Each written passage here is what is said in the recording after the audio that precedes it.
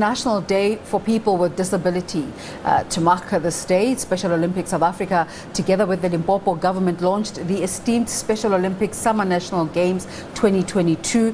The festivities officially kicked off yesterday with a unified tournament and parade that was hosted by the Limpopo Premier Chubu Stanley Mathabata at the old Peter Mokaba Stadium. Various athletes, community members, local media and well-known Special Olympic SA ambassadors were there. Dr. Matthews Phosa is the chairperson of the Special Olympics South Africa, and he joins us now via Zoom. A very good morning to you, and thanks for making the time on this Saturday morning. Morning to you too, and to your viewers and listeners. Just the significance of celebrating Special Olympics SA, marking International Day for Persons with Disabilities. Well, we took on yesterday as a day on which all of us, able and disabled, should join hands throughout the world and celebrate people with a disability, to build awareness, to enhance the level of consciousness of society towards people with disabilities. Now, at Special Olympics, we are an international body in 180 countries in the world. In South Africa, we've got more than 57,000 athletes, and that's nowhere near what we should have. We should have millions. So we still have a long journey to go. And next year, we decided we're going to have the national games, which prepare for the international games, where we're going to choose the ultimate representative of our people in Limpopo. Why Limpopo? Limpopo has, in the past few months, excelled in recruiting people with disabilities. And we thought we should give them an oomph and support, and choose them as a place of more highlighting of consciousness. We preach inclusion, social inclusion of people with disabilities. It doesn't matter which disabilities. We don't believe freedom is complete unless they're also included in the society.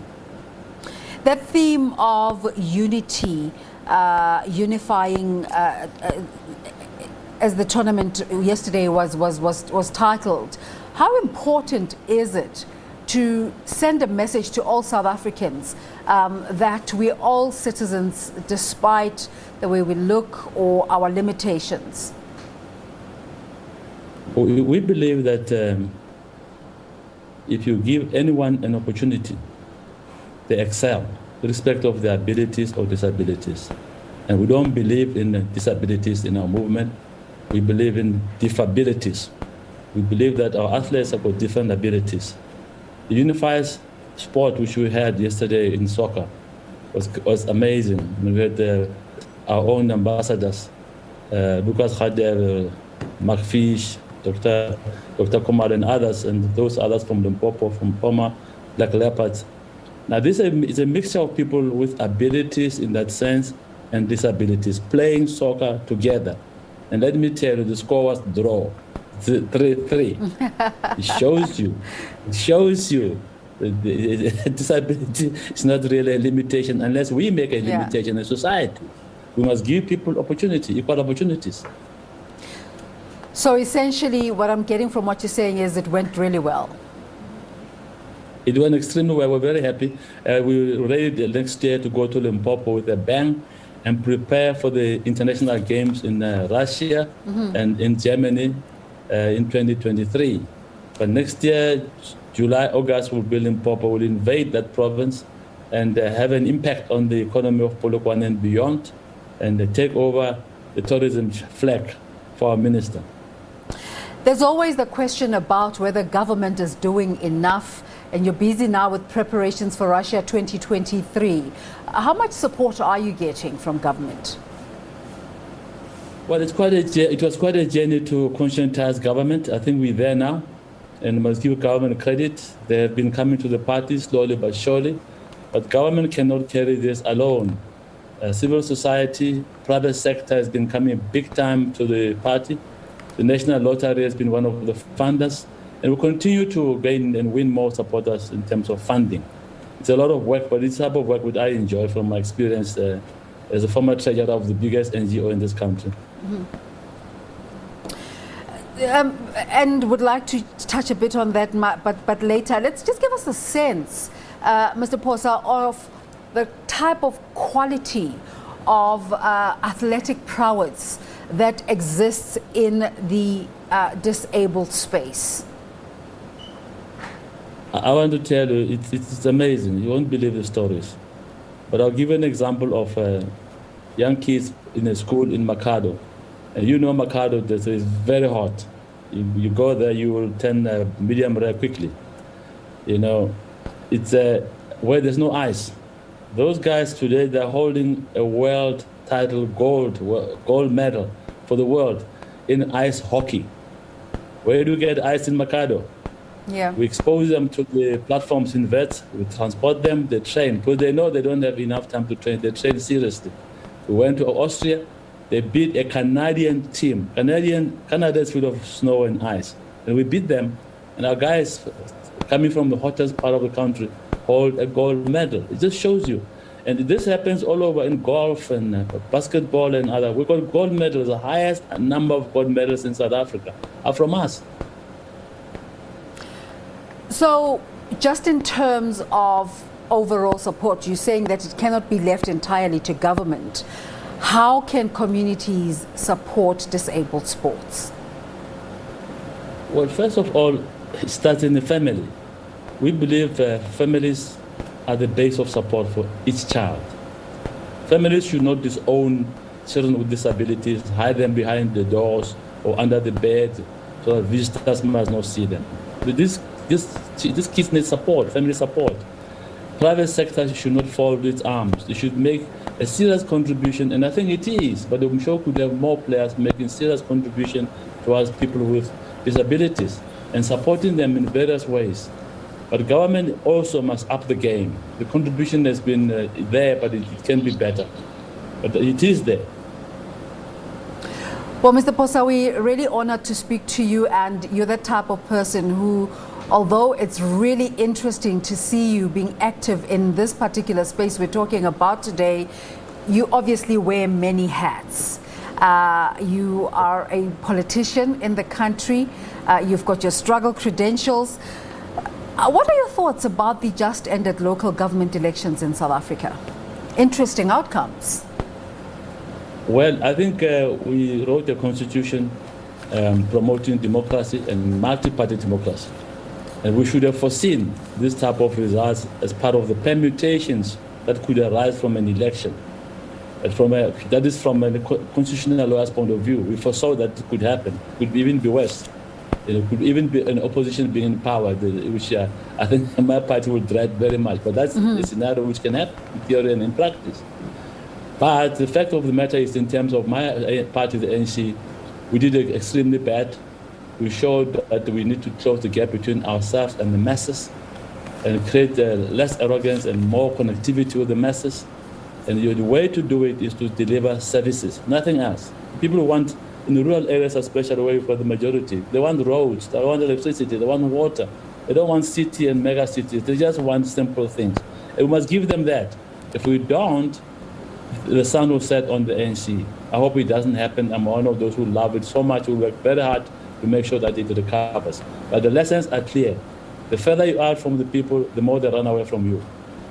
So it's good, the outcome is good for democracy, but not so good for party. What do you say to the narrative that there is no going back? South African citizens have discovered that you can support other people other than the African National Congress, and it's only downhill from here. I don't think it's downhill from here. Anybody who says that is just guessing. You know, Cicero told us in the classics that you must never make such predictions in elections. You can swing back. And Nicaragua showed that the Sandinistas lost power completely. But where are we now? They're back in power very strong. The ANC could do the same thing and do a bounce. So I'm not going to go into predictions. I'm going to say to you, when we wrote the Constitution, we foresaw this permutation. And we should not be alarmed or be upset.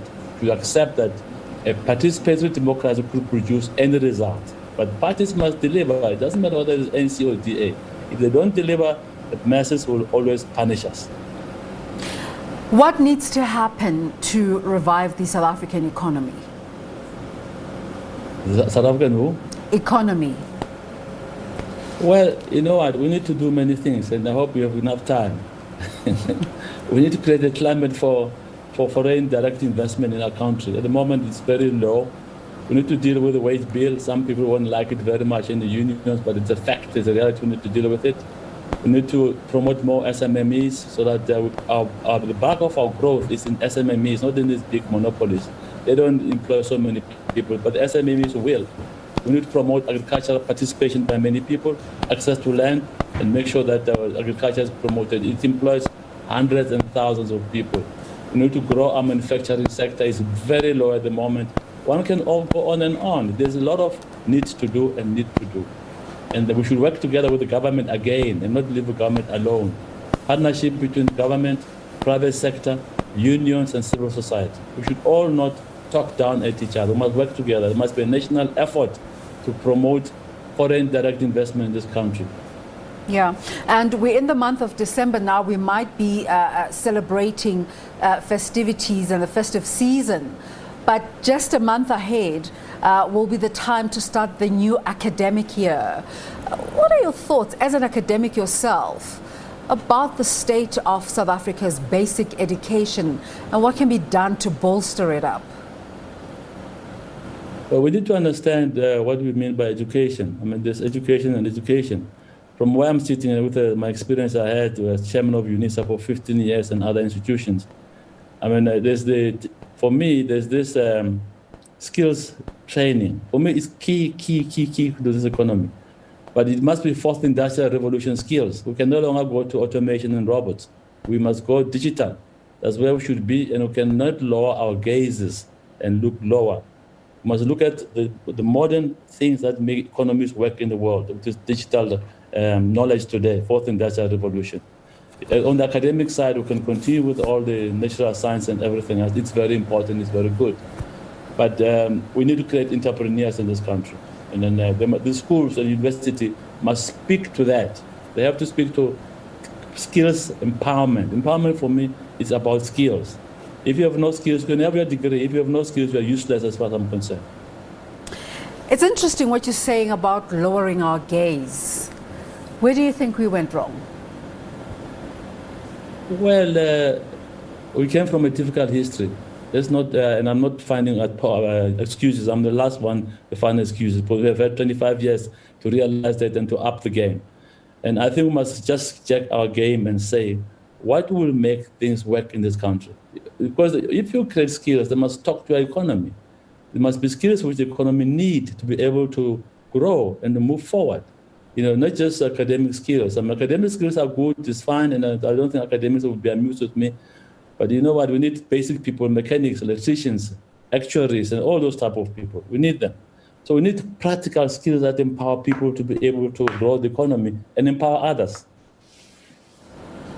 So people who are empowered in the country ordinarily work towards self-actualization and improving only their lot.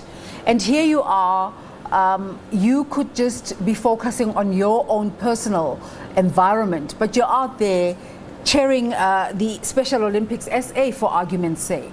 How do we engender that kind of thinking in South Africans about just thinking about reaching out to South Africans at scale and making big impacts? We as a black business, male or female, we must stop behaving like superstars. We must ask ourselves the central questions. How do we reproduce ourselves? Because I'm, as a lawyer also, I'm a mining consultant. And at the moment, I'm creating junior miners, because I believe that the more blacks own mines, the better for the economy, better for black people. They learn new skills in that area. I'm a farmer as well. I believe we must empower farm workers, small ones, small communities. It's not difficult things to do. It's attitude. You know, those who are having the head start must reproduce themselves. It's the duty of black business. We cannot be fair to white business only. We must take responsibility with our communities and be proud for doing so.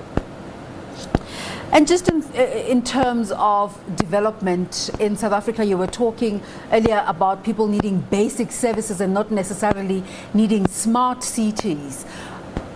What take us into the thinking of because our government is thinking that way in terms of developing smart cities, while these basic needs are left untended to. How will government get to that point where it realizes we need to do the basics before we can get to the ones we're wanting to see in the future? The beginning of wisdom in politics is to start from the seams, from the poor, squatter camps, villages, and say, what do they need? Before you ask the big question about urban rich and arrogant, and feed the poor and those at the seams with their basic needs, water, electricity, roads. If you start that way, and you can maybe, when you have fun and access capital, play in the smart cities. Therefore, there are plays to the smart cities, but that's not the beginning of wisdom in politics. And you will see in the next election, that's what's going to determine who rules this country. To what extent are you contributing towards the seams, the poor, squatter camps? Before you can build many smart cities, but if you leave the poor behind, the hungry behind, who are in the cold, you won't hold power. Power is with the people, full stop. Mm-hmm. What are your thoughts on political leadership in the country, and perhaps where are you in terms of your political activism? Well, I'm very active, but I know I've learned as a guerrilla to keep a low profile. Every day, whenever the president asks for advice, I give it to him, or any structure of the organization, I give them, and I don't charge fees for that. I don't make money out of politics. I see it as a service to my people. I've always seen it that way from a young activist underground in exile throughout my years in struggle. Never seen money, politics as a way of making money. And I get ashamed when today people think they can climb the ladder of politics for money. It makes me very ashamed. They should be ashamed of themselves. I think the leadership must look at how do you fight corruption and clean up. And there must be prosecutions of those who commit wrong things. We have read a lot about corrupt people, but we have not seen prosecutions. And that tells you a story about our NPA and other law enforcement agencies. Are they really doing their job? If you ask me, I'll say to you, I've got question marks. I need evidence. I don't see it. So we've got to be decisive against crime, against corruption, clean up, create an image of a country which does not have a terrible smell that goes to the skies. So you say you are talking to the president every now and again. Can you take us into your conversations? No. Just in terms of the advice that you give? I give every advice. Everybody knows I was behind the draft, leading the teams in drafting Section 25 of the Constitution. It was as per instructions, and today there's no noise on that issue. There's silence. I led the teams. I was part of the team that drafted the so-called step aside to bring discipline in my party, and I'm proud that we made very serious input. That it can go on and on and on. And now we're faced with this mandatory vaccinations. Make no mistake, I'm making my inputs at the levels where I should. And what prompted your decision to be actively involved in disability conversations? Oh, that's a good question. What happened was that the founder, Mrs. Shriver, Kennedy Shriver, who was requested by the late President Jeff Kennedy Broward to start the movement, which has become a world movement today, came here and met with our late President Mandela and said, we need someone to lead this movement. And President Mandela said it could either be Matthew Pos or Cyril Ramaphosa. So me and the president, having been classmates for more than 4 years at university, we talked about this and we agreed that it's me. So I carried the torch from Nelson Mandela, and I'm proudly doing so. And I've been carrying this torch for more than 13 years, building this movement. When we started, it was only in 3 provinces with 9,000 active athletes. Today, it was only in 3 provinces. Now it's in 9 provinces with more than 52,000 athletes. We're proud. It's a growing movement, but like I say, there's no room for complacency. And we're telling them in Limpopo yesterday that just in Capricorn, there's 5,000 people who are still need to be pulled out and identified and given an opportunity to feel that they're included. What about the whole province of Limpopo? It must be having more than 30,000. And the same with every province. So there's a journey to take here. And if you want for my soft spot, it's here. Yeah. And I know you say you're a disciplined guerrilla and don't necessarily like to speak about yourself, but you mentioned something important about the importance of replicating yourself. Just to wrap up our conversation, young South Africans are looking for leadership. You have so much energy, you do so much. What drives you? What drives me now is what drove me as a young guy, activist, who looked death in the face, working in the underground, knowing the risk of working under apartheid. And of course, I escaped death by less than a few hours. And I became a soldier, having been a lawyer, forgot about all the gowns and the pleasure of being a lawyer, enjoying the boots of soldiers, and became part of those who wage war against an injustice, the apartheid injustice. And I did that with bravery and with love for my people. Maybe the summary is love for my people and respect for my people. Yeah. Well, as I said earlier, we're looking forward to the festive season. Just generally, what are your prospects for South Africa in the coming year? The economy, the socio-economic situation in the country, and politics? I think South Africans have proved very resilient. We must not overkill ourselves and overpunish ourselves. This COVID was brutal. I mean, the big companies have done extremely well. Let's not lie with this. They've made a lot of money. It is the small, medium-sized companies which died. There's a bloodbath there. And we need to assist them with some measure of risk capital from government to stand up again. Or the leisure industry, it's almost like crawling. It's moving on its tummy, especially the inbound type of business.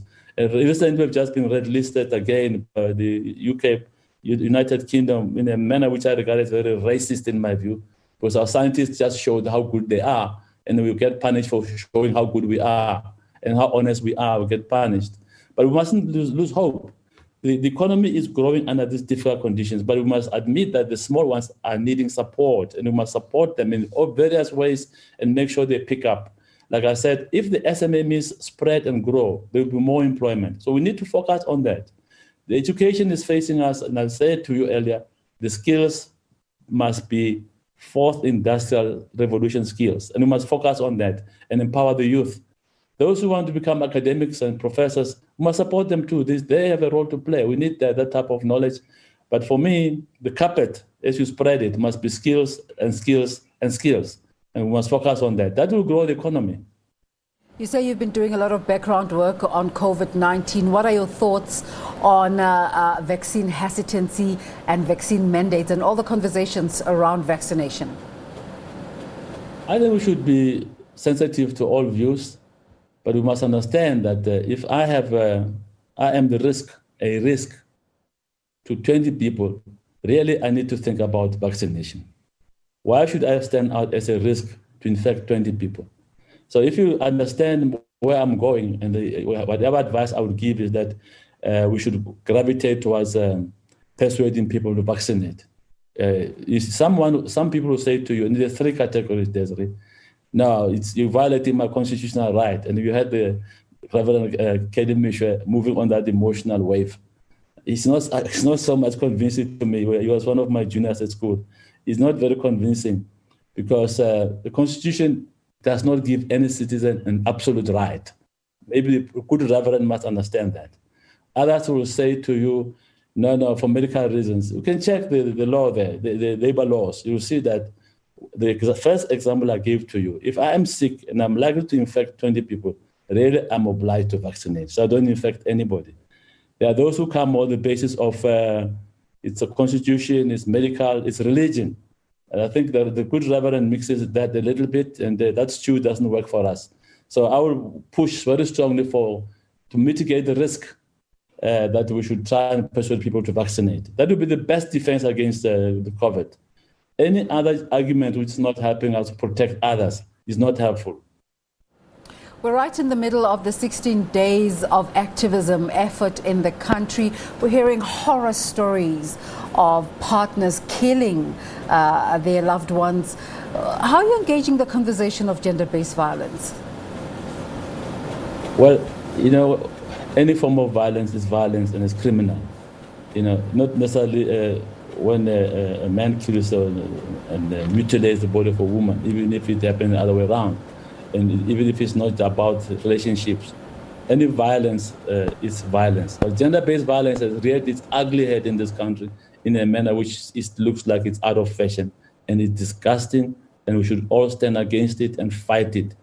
And we should ask those majority of men who have slaughtered women and even dismembered their bodies, horrible stories, that listen, not in our name as men. You're doing something as you're just worse than a criminal. We should fight gender-based violence. In your opinion, and what... we should fight albinism as well. Yeah. I need to raise that issue. But there are people who've got an attitude towards albinos, and they treat them in a manner which is very discriminating and very criminal when they kill them. So we should fight a campaign against that as well. A lot of work has been done in this regard and in terms of gender-based violence. Why are we not getting through to the perpetrators? Well, it's the other point I raised earlier on about law enforcement. Your job is your job, and I respect that. I know for a long time we've been doing a good job. My job is my job. But the police officers, intelligence officers, both military and ordinary intelligence, that is police intelligence, they should do their job. We should find these people. They must infiltrate syndicates and do the job. And let's arrest them. And again, the point I made earlier on, let us see prosecutions of those who are involved in gender-based violence and all other crimes, including corruption. Dr. Phosa, we thank you for your time. It was quite interesting that you launched yesterday in Limpopo. Are you still keeping good relations with your province where you were premier, Mpumalanga? They love me like hell. I'm very much in touch with them throughout. I'm very active there. I'm doing other things which I don't think you have time now. Next time, give me time to talk about my province. I'll talk a lot. We'll pencil you in our diary. Thank you. Thank you for the opportunity to talk to you. Thank you so much, Matthew Sposade, giving us a portion of his morning to talk about what they're doing with Special Olympics South Africa.